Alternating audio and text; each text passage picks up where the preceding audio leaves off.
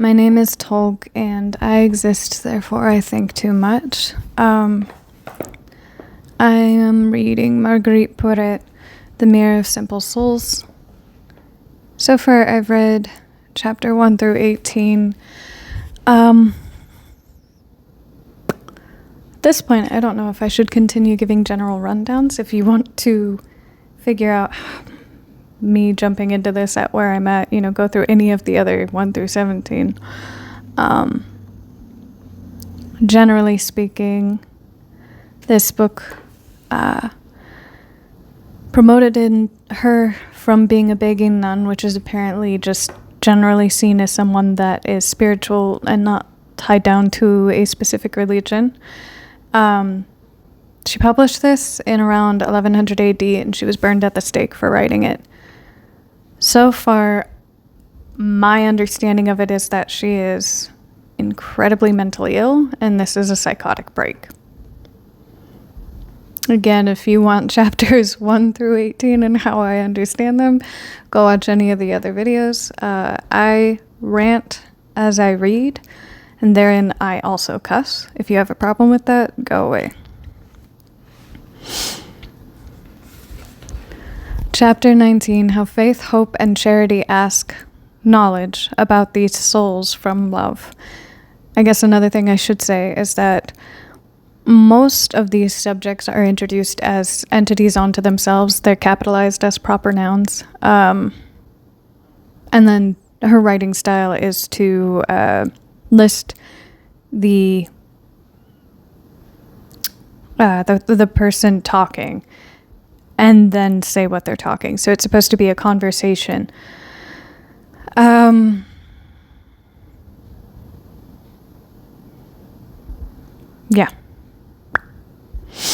So this one starts with Faith, Hope, and Charity talking. O Holy Trinity, say faith, hope, and charity. And those are not the Trinity, they just are three of something. Where are such supreme souls who are such as this book describes? Who are they? Where are they? What do they do? Teach us about them through love who knows all. So those who are astounded at hearing this book will be appeased. For the whole Holy Church, if she hears it read, will be amazed by it. Say these three divine virtues. Okay. So it was something like chapter 2 or 3, where she lists that there are a set standard of, I believe, 10 virtues that one must go through to promote them into a state of servitude through these practices, and going through these virtues is hellacious. She celebrates once she has performed all of these virtues to satisfaction, and the satisfaction is understood because she dies to herself. And thusly becomes an avatar to God. And that thus is the purpose, that is the purpose of the 10 virtues, is becoming an annihilated life. And these are her own words. And prior to this, all of chapters 2 through 18, chapter 1 is technically the prologue. It's written in as the prologue. Have only mentioned one virtue so far, that being charity, I believe. Okay, so I just checked, it is charity.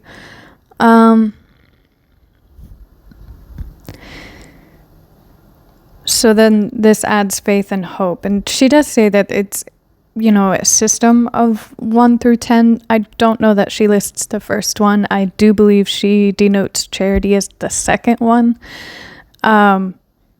And faith and hope are added in chapter 19, not to be understood as having been evaluated by any numerical structure, chronological structure. So we started with charity somewhere, went to faith and hope afterwards. Don't know if they're the 7th and the 8th or whatever have you, but now they're together, and they are begging love, who is also listed for the first time in this book as being all-knowing. And for a rant, the modern day church continues to denote that God is love. And I feel like it's a very smart tactic to get people involved in the church that would not be otherwise, especially, through philanthropic endeavors, which is essentially why most churches have a tax cut in the first place, is because they are supposed to be public philanthropy. And historically speaking, especially where Catholicism is concerned, philanthropy came at a cost. Mostly, we won't provide this medical support that our church has unless you convert because you're a heathen. So, denoting God specifically as love makes it so that anybody that would be in need would turn also simultaneously to the notion of finding love. And once the needs are somewhat met, this love is supposed to take care of everything. And it is modern day ideology that once one finds love, that love answers for all things, all wounds met that life can deal, And I think that is a miscalculation, especially if God is omnipotent, omniscient, and omnipresent, especially as this book already has dictated. That would make God infinite, which is what the Old Testament says. And therein, an aspect of God is love, but love is not God. And so preaching primarily that God is love, I feel has the effect of confusing the majority on the understanding that therein that is all God is. There are a few churches out there, again, reference this each video, but I was raised non-denominational, which means there is no denomination that takes priority in the belief system, and therein everything and anything is on the table. You're not regulated by, a head of house, so to speak, a head church. And that's why you have a lot of people say it's spirit-led, But all this to say, I guess that is the rant, rather. I have always been perturbed by the understanding that one could only understand God by one of its aspects. Oh, I remember now. ADHD. There are some churches out there that do preach, God is also vengeance and wrath, as the Bible simultaneously states and denotes, which is very much in line with Hinduism. It's just that Hinduism gives all of these aspects a lowercase g, God, onto itself. But all of these gods hierarchically come together to make one God, the God of all gods. And turning to an aspect of it is just worshipping like Kali Ma. It's just a means of appreciating that specific aspect of God, rather than the totality and entirety. And normally it's when you need that aspect.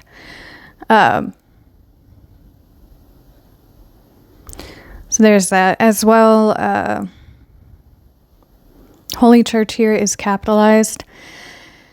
And the church is not necessarily a building, but is understood to be an entire peoples that simply believes in God. The Bible verse, where two or more are gathered in my name, so there too shall I be, was granted when discussing whether the peoples that were displaced, I believe, were to build a temple, what kind of temple and all that. And I think it was genuinely just speaking to, man's ideation that the more grand the temple, the more grand the peoples, and the happier God will be. To which, the response was, nah, so long as, there are two or more. So it is understood thereafter that the church is representative of any of God's believers, rather than an architectural building. So, end of rant. This is just, an introduction to the chapter and explanation of it. The first paragraph, trying to say, oh, the supreme souls are the annihilated life. And it is understood that those who go through all the virtues become an annihilated life, i.e. avatar of God, are few and far between. And it is Marguerite Porete struggling with her own ego. I am important. If you go against me, you go against God. And the reason I'm important is because I'm rare. Most people don't get to the point of exaltation by going through the virtues. And that's, again, the introduction. So we go back into it, and it responds with faith coming in after faith, hope, and charity are all together. Faith then comes in on their own and asks, "It is true," says faith herself. That's not a question, I apologize. Then love says, "In truth, Holy Church, the little," says love. Okay, the little is also capitalized, making it a proper noun and an entity unto itself. And I am not sure what that is referencing. "This is the church who is governed by reason, and not Holy Church the Great," says divine love, "who is governed by us." All right, so there is also a difference in this book between the divisions of the type of love. There's divine love, there's purely love, there's fine love. And again, all of these are entities unto themselves. And separate. They give separate opinions. So they're not one and the same. And therein, who is governed by us, I presume, is any of the prior authorships, spare maybe soul and reason, unless it does give reference to us being aspects of God. But that is not in this described at any great extent. And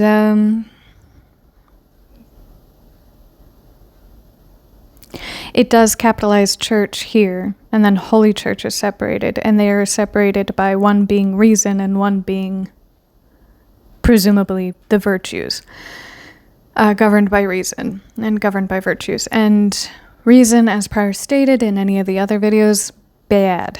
You should not be governed by reason, because according to this book, because reason is begat by wisdom. Wisdom is earthly experience, and anything earthly, as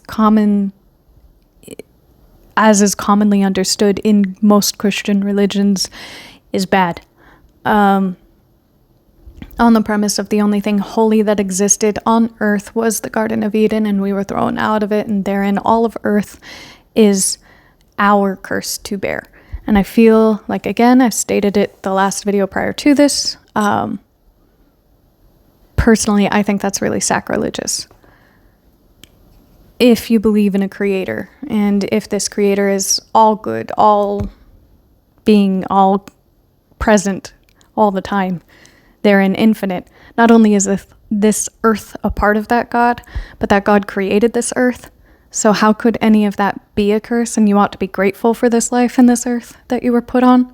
So turning around and thereafter cursing it and saying it's all evil and we should do everything we can to die and get away from it, I think annihilates the purpose of you being created in the first place, is disrespectful to any understanding of having been created, which is the purpose of this religion, to have you believe that, you know, you to overstate the word, you were created, you were not randomly conceived, but pointedly.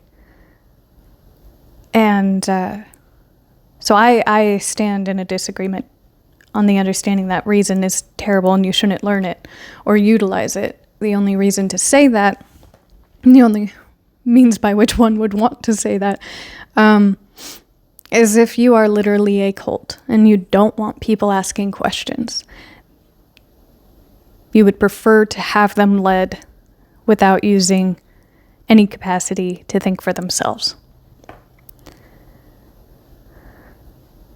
So the virtues here say that they are against anybody thinking for themselves, which again, she notes that the virtues are hellacious, which is why one would annihilate themselves.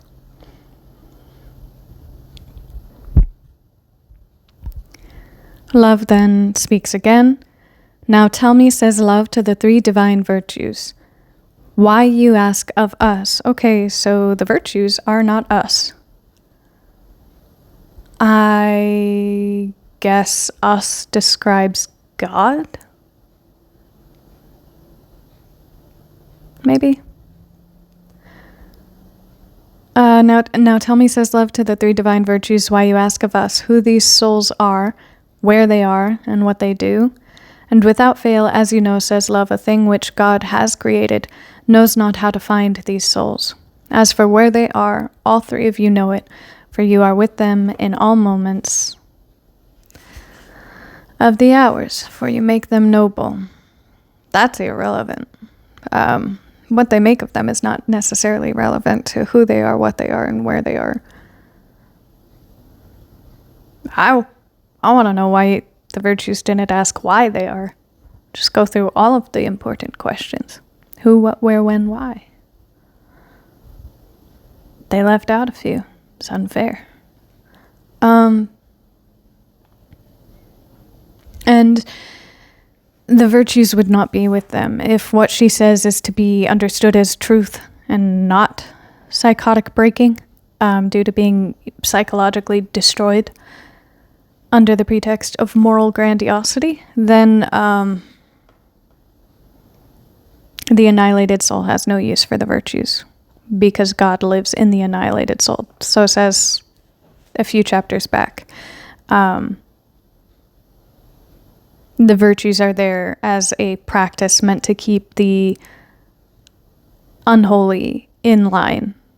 And so these rare annihilated lives do not need them anymore, in that they are perpetually in line because God is living instead of them. So this is now again another instance of crossed logic. What they do, this you know also, but who they are, for the purpose of speaking of their worth and their dignity, this is known neither to you nor to them, which is why the Holy Church cannot know it. I presume what they do is just God's work. And that's why anyone would know it. And who they are is not to be understood because they no longer exist as an annihilated life. Of their worth and of their dignity, they have neither, because they don't exist. And as for why the Holy Church cannot know it, if it's I guess it's not the body of Christ, it's the, what they call the bride of Christ. I'm not sure why the Holy Church is not supposed to know it, other than to say that it's a lofty goal. And you being kept ignorant to this goal realized is the carrot on the stick in front of the donkey. Too far away to manage to study, but close enough that it's a perceivable goal. It's a perceivably an attainable goal. Then Reason responds, and who knows this? For God's sake, says Reason. And Love responds, God alone, says Love, who has created them and redeemed them, and perhaps recreated them. And that's bad logic. God alone knows who they are, initially created them and then redeemed them, and presumably the redemption is brought about from, progressing through these virtues, attempting to have an understanding or at least a pseudo relationship, even if shallow, with God. And then the premise of recreating them, they wouldn't be recreated because they don't exist, being an annihilated life.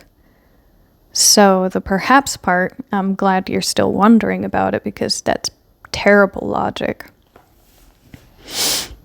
But then it goes on to say, recreated them many times for the sake of love, by whom alone they are exiled, annihilated, and forgotten. And that feels like, again, it's speaking to incredible psychological abuse. Part of being psychologically abused Which is what leads me to believe that, all of these authorships and the writing style is indicative of dissociative identity disorder and escapism. And the recreating, this is how I should be, being destroyed. Okay, that didn't work out. So this is how I should be, being destroyed. Okay, that didn't work out either. New survival method. This is how I should be. I should construct myself around this new thing being told to me. That didn't work out. So being created, then being recreated. And then after all of that being annihilated, sounds like I just give up. I can't do anything. I can never do anything right. I'm not good enough. So I shouldn't exist. But Christianity teaches you that, especially for the time, I don't remember when Dante went on his pilgrimage and wrote, Dante's Inferno, which in Dante's Inferno, he wasn't necessarily Catholic, I don't think, but it is a form of Christianity all the same. In Dante's Inferno, it depicts that there are like 7 layers of hell or something, and for each layer, there is a reason to be there and a different style of abuse that one would have to suffer for the sins they committed.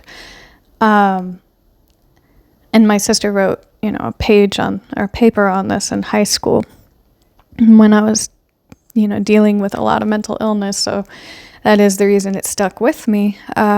If one, according to Dante's Inferno, if one commits suicide, they end up in a deeper circle of hell, hung from a branch, to which beneath them, or hanged from a branch, to which beneath them rises a level of water. And you can add any adjective to that. I think it's to be understood that it's like the best water, most thirst quenching water, and it rests right under the chin, and right above is, a bough holding luscious amounts of fruit. And you essentially starve forever. And when you get thirsty, you move your chin down to drink, but the water recedes. And when you get hungry, you move your head up to try to eat, and the fruit ascends further away from you. As a means of just letting you know that all of this I created for you, and you chose to shit on it.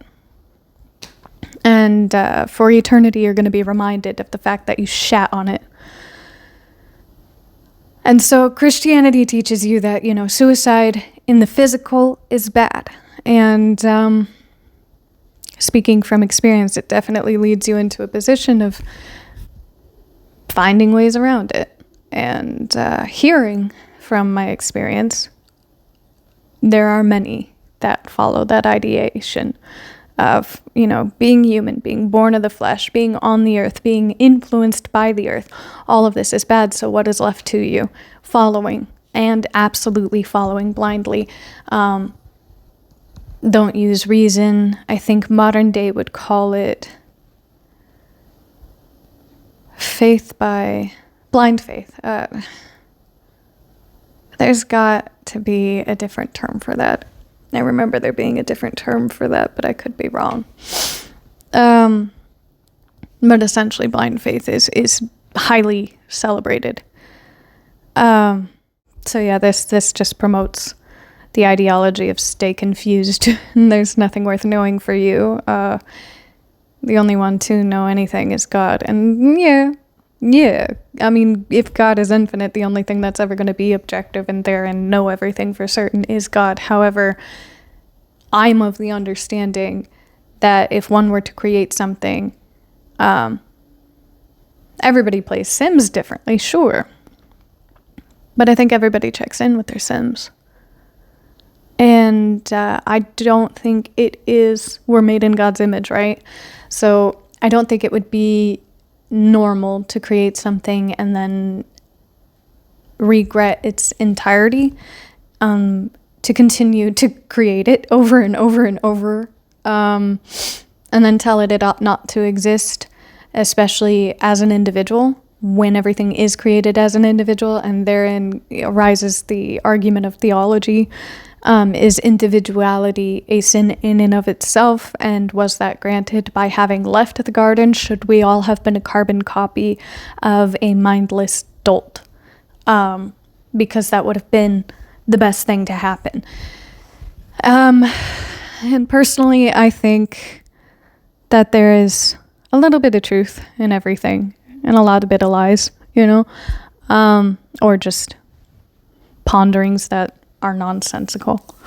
So I do think that, there is something to be said for the Big Bang, an explosion of energy and matter being brought from that. But I personally believe that that was a means by which everything could understand itself. And that is what gives rise to understanding it as the creator.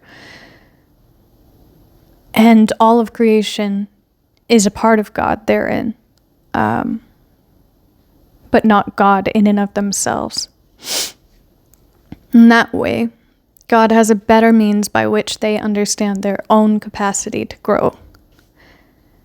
In God's ability to grow, it adds to infinite possibilities in exploring every single individual creation, in living itself out through all of these individualities, onto being a piece of gravel on the road or being King of England. There is something to be said about learned experience, and how that plays into the development of energy over time.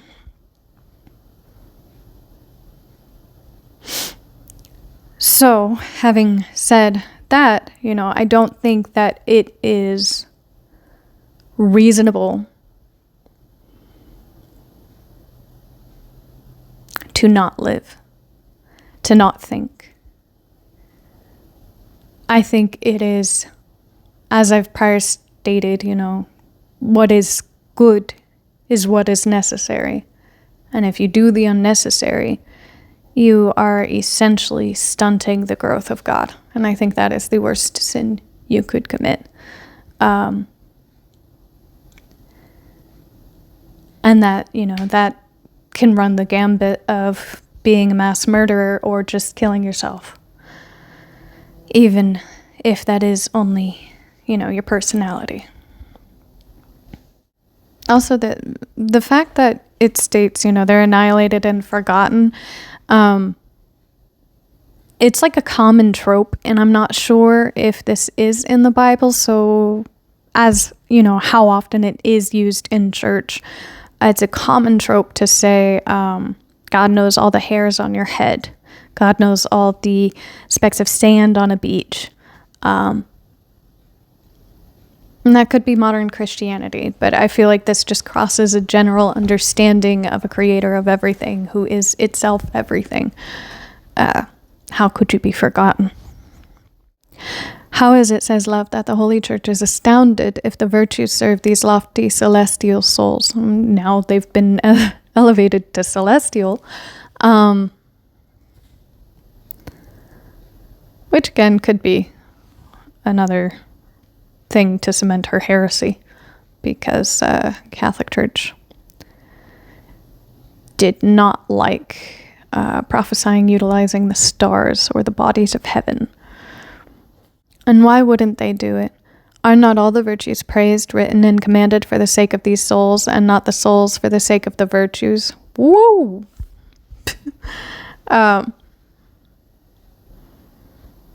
That goes directly against modern church. You exist as a servant. And therein the servitude is elevated. But this then states that the servitude is only elevated because the soul benefits from it. And so it is not necessarily that the servitude itself is seen as the holiest, but that the soul is better for having had it exist, and therein the soul is elevated higher than the servitude itself and ought to be recognized. Thus again struggling with the ego. The ego is one, annihilated, and then two, elevated. Even onto, being heavenly in and of itself, on top of being rare. As such virtues are made to serve such souls are made to obey God, in order to receive the singular gifts of the pure courtesy of his divine nobility. Pure courtesy. I mean, I guess, if you believed that God was a literal physical presence and heaven therein also a literal physical presence, then anything God does would just be because, felt like it and was kind enough to think about you, rather than understanding that God is infinite and therein anything that would benefit you would benefit God. Yeah, I think modern day church just teaches you to be self-deprecating in every regard. As well, I do think it was born from the Catholic Church being incredibly deprecating to anybody that was subservient to it. And I don't think it led like, a spiritual movement. I think it led like a militaristic movement. Keep the working class working. Which gifts God gives to no creature who remains in desire and in will. Because they're not annihilated. And that would feed into, modern day prophets of, what do they call those? Big churches? I don't remember what they're called, but it's, I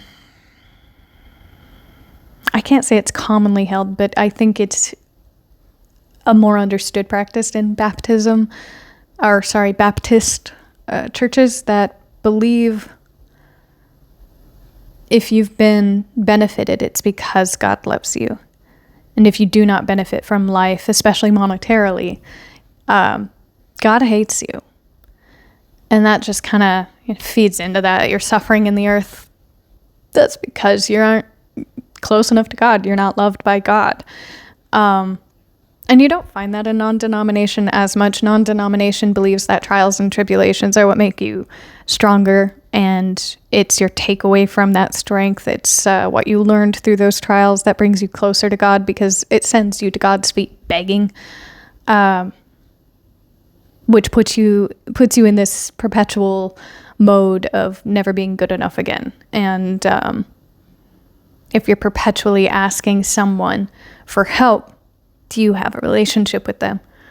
Or are you just a charity case? Is God a ball of ego? Or God doesn't need to survive, so why would God need the ego hit off of you begging? And therein, what does God get from you continuously going to God to beg? Rather, it would be more beneficial if you lived out your individuality and understanding and necessity, working on what is necessary for both you and others. That's my belief. Take it or leave it. You don't have to, like it. But whoever wishes to have these gifts must accompany neither desire nor will, for otherwise he will not have the gifts. Yeah, again, annihilated life, it's better that you're dead. Love responds again to themselves. And why would the Holy Church understand these queens, these daughters of the King, sisters of the King, and spouses of the King, promoting herself as a woman in a time in which not only were women not understood to be able to read and write, as she wrote her own book, but were not trusted as individuals unto themselves. They were seen as sources of confusion and needing to be led. I think oftentimes as well, there are a lot of stories that account for women being seen as childlike and immature, and therein needing to be innocent, because this immaturity, especially emotional immaturity, would lead an ignorant person into many evils if they were not led by someone who obviously knows better. But again, you can say that easily if you've taken every single right away from an individual, kept them ignorant purposefully. You can easily thereafter turn around and say, well, you don't know better, so I need to be in control of you. It isn't necessarily inherent to a gender or a sex like a lot of the church taught. So this, all of this being an effeminate terminology would have been incredibly fucking upsetting for the Catholic Church, specifically in 1100 AD, to hear or to be challenged by. Holy Church could understand them perfectly if Holy Church were within their souls, but no created thing enters within their souls except God alone. This just then equated God to being created itself, which there's another theological debate. Totally up for that debate. Although I think, that just could go back and forth of no and yes. You're never going to know the answer, so why even fuck around with it? Who created the souls so that none would understand such souls except God who is within them. Annihilated life again. So I think that is self-explanatory. I'm going to take a break and take this puppo out. Okay. Be back. Hey, so I left off on chapter 20, or starting chapter 20. That was the end of chapter 19. That's why I stopped it there. So this one's called Love Responds to Reason, about what she said, that no one understands such souls except God. So about what she said is about what love says. Reason asks or says, "Ah, love," says Reason, "do not be displeased, for another question occurs to me, and if you do not tell it to me, I will be distressed." That's a threat. You say that no one understands these souls except God who created them. That's not a question. Love responds, "Now," says love to Reason, "say what your question is." I'm not the only one to point that out. Reason. "I will say it to you," says Reason. "This book says that no one understands these souls except God who is within such souls. And so, as was said above, no one can find them nor understand them except the one whom fine love calls." And here fine love is given, a task or a capacity that all the other aspects of love do not have. However, you would think that the task would be able to help you define the difference between the loves if there are differentiated tasks based on what they are capable of. I do not understand why fine love is granted the ability to recognize things unless that plays into, again, the psychological abuse and what someone has told her what type of love she's receiving.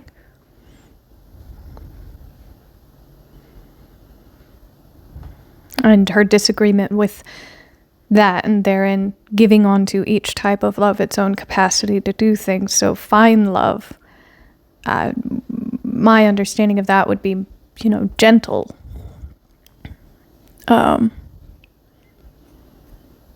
Gentle love, or intricate, delicate, to be fine in details would be, you delicately apply something and precisely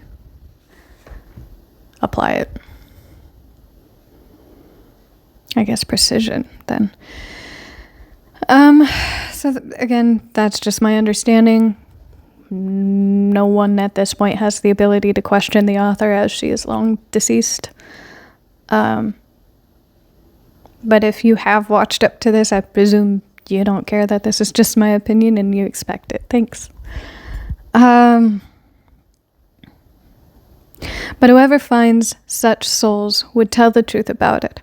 So this book has said above, thus it seems that those who are such understand those who are this, if they were, or if they are.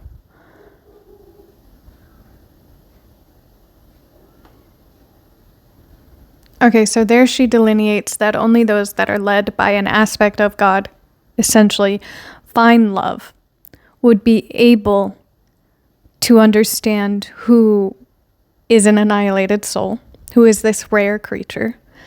And you would know that they are from God because they are now bestowed as people that cannot tell a lie, which would then make a separation between those who disagree with these being annihilated souls are those that are not led by fine love and do lie. So then it would presumably, I assume, create a sort of protection for the author, as she is describing herself as an annihilated soul. And then it would also create a separation between those who would lie about her being an annihilated soul, lie in quotations, and those who would admit that she is an annihilated soul. And if she were to find someone within the church who would go on to admit, quote unquote, that she is an annihilated soul, then it would push this narrative further, that they are chosen by fine love, led by fine love, and therein cannot tell a lie, which would differentiate them from any of their peers, and then create a sort of witch hunt in the church, where they would have to, everyone would have to praise the emperor's new robes or admit that they lie. Not only would it serve as protection, but if she could find at least one, better of two people to call her an annihilated soul on the premise of being godly, then she'd be able to turn around and probably get rid of some of her abusers. So then Love responds, "This is true, says Love, for those who are such, if they were, or if they are, would understand their companions by their practice, but even more by the virtue of the gift which is given to them, which is singular." So again, just delineating that these people that do have the ability to understand someone is an annihilated soul are themselves good. And it would also promote them as their own sort of rare, which would be the attempt at negotiating. If you do this for me, then you too can be seen as special.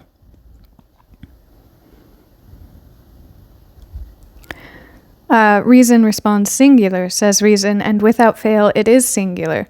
For in hearing it, I am singularly amazed." Well, that was repetition for repetition's sake. I don't think it even needed to be said. Other than to state that, reason, because it learns from wisdom, is currently learning and is incapable of knowing.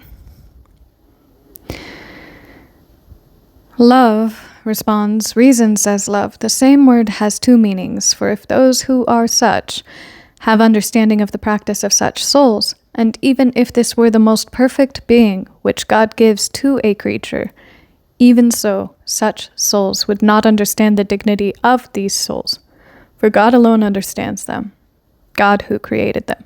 So you are special in that you can,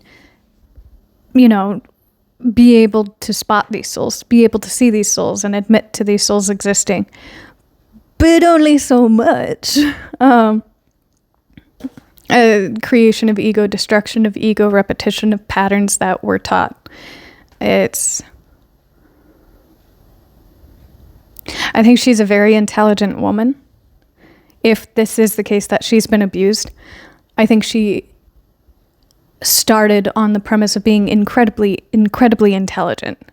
And if this is a psychotic break, it would make sense why this would survive to this day as a piece of literature that could challenge the church, because it is a woman challenging the abuse she suffered.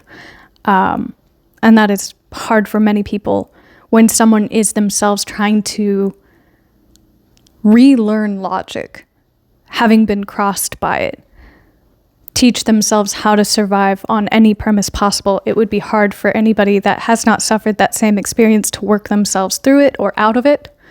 I'm sure she has gotten into many arguments with herself and with others in consideration of, what has challenged her own existence. So if anybody were to find this piece of literature and then, contemplate their existence and apply that contemplation to this, it'd be very easy, given her level of intelligence, to pay into it, to pay mind to it, and attempt themselves to understand themselves through it. So, as much as I've, taken away from the premise of this book, I do think there is substance. I just don't know that it is where most people believe it to be. All right, take care of yourselves, have fun, enjoy your day.